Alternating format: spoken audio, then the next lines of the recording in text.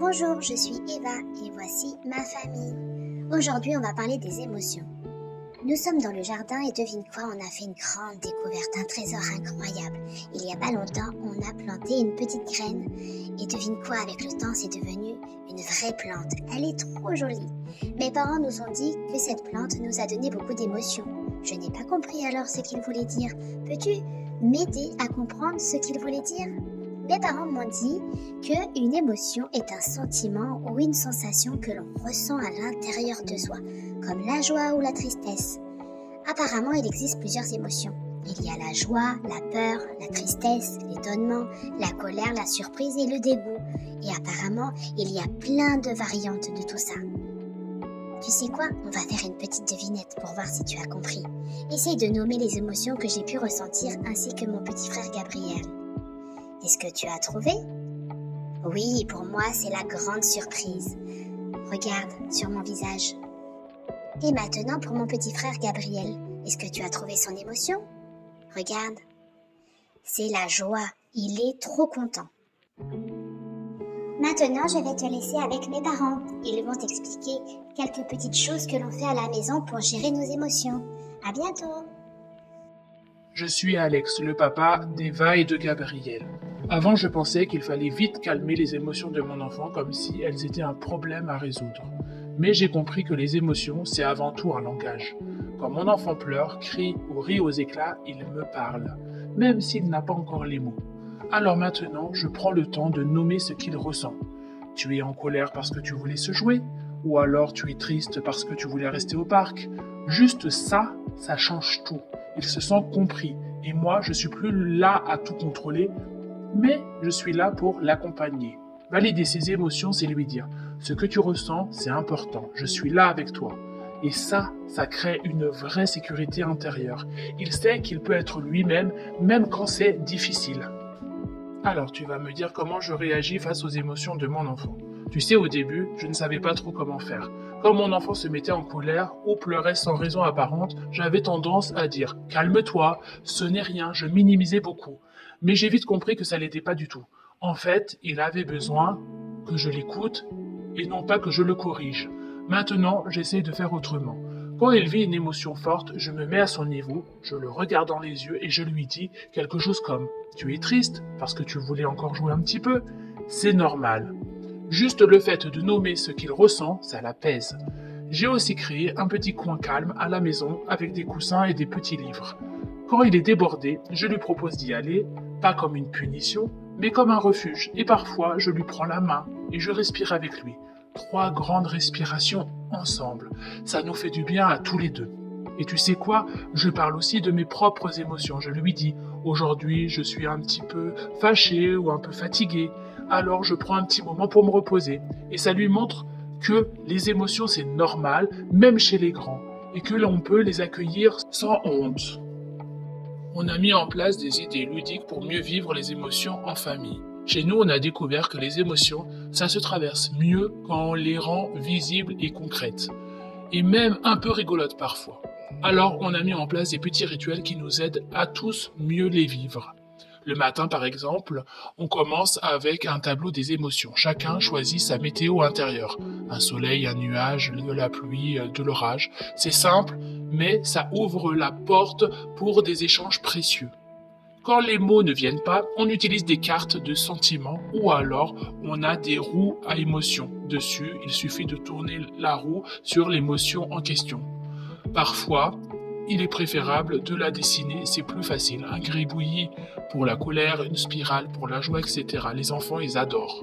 On invente aussi des petites histoires illustrées où il y a des personnages qui vivent des émotions fortes. Ça aide à trouver des solutions. Il y a le miroir, lui, sert à mimer les émotions. À ton avis, je ressens quoi là? C'est drôle et c'est très parlant. Le soir, on a un sac à émotions. Chacun y glisse un objet qui représente son émotion du jour. Une plume, une bille ou un tissu. Un petit bout de tissu, ça dépend. On partage tout ça tranquillement. On peut aussi utiliser des marionnettes, ce qu'on appelle les marionnettes émotionnelles. C'est des moments un peu théâtrales où on joue des petites scènes, on rigole, on réfléchit. Ça aide avec les enfants à prendre un peu de recul et à mieux comprendre ce qu'ils vivent. Et puis, il y a notre journal de gratitude. Chaque soir, on note une émotion vécue ou une chose qui nous a fait du bien. C'est devenu un rituel doux qui nous relie. Toutes ces idées, on va dire, ne demandent pas grand-chose, mais elles changent tout. Elles rendent des émotions vivantes, accessibles, et elles permettent pour les uns et les autres de se rapprocher. Je mets sur cette vidéo des petites photos qui permettent d'illustrer un petit peu des choses que l'on peut retrouver un petit peu partout sur internet ou que l'on peut imprimer ou qu'on peut retrouver ou qu'on peut faire soi-même, qui permettent d'avoir des petites illustrations mignonnes et sympas pour nommer les émotions qu'on peut fabriquer ensemble. Donc c'est juste des exemples que l'on peut utiliser. Bonjour à tous, je suis Émilie, je suis infirmière puéricultrice et je suis l'auteur de cette vidéo. Donc dans ma partie, je vais parler un petit peu plus de contenu théorique et de connaissances sur les émotions des enfants. Pour comprendre les émotions des enfants, il faut savoir que les émotions sont involontaires. L'enfant ne choisit pas d'être en colère ou triste. Il ressent une émotion qui le traverse et souvent sans le savoir comment la nommer ni la gérer. Le cerveau de l'enfant est immature.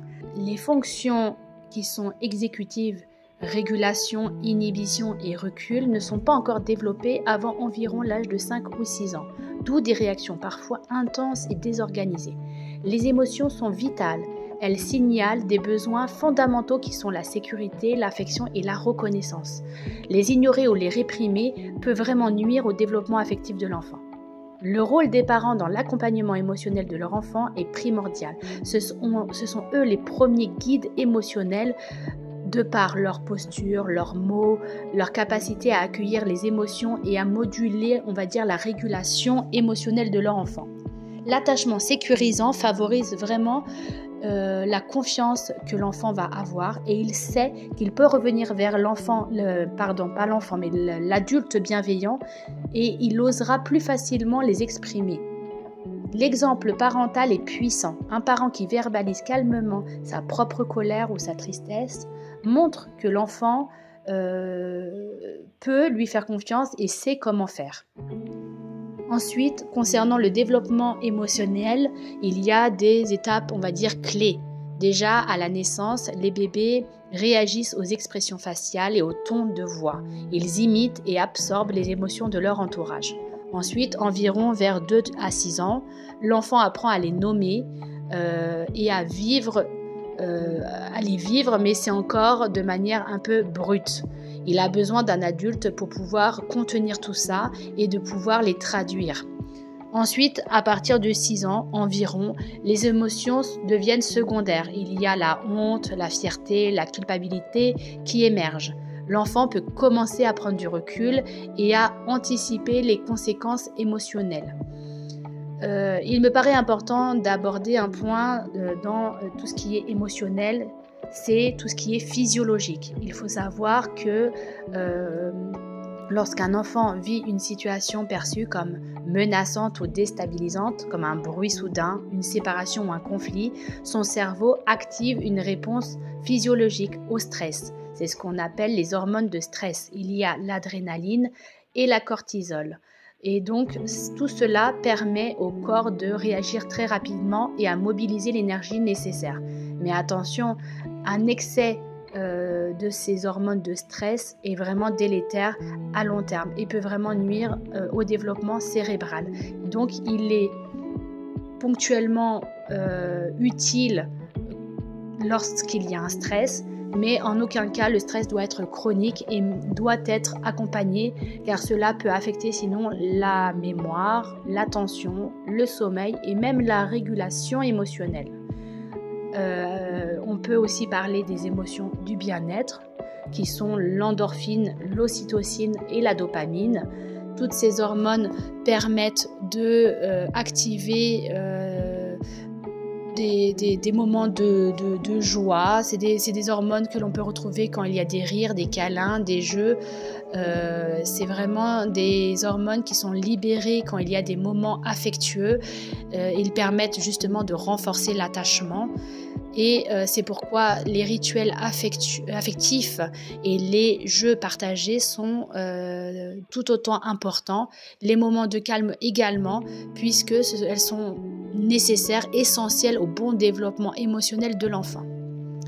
Je ne peux pas évoquer tout cela sans parler de ce qu'on appelle le syndrome de l'hospitalisme.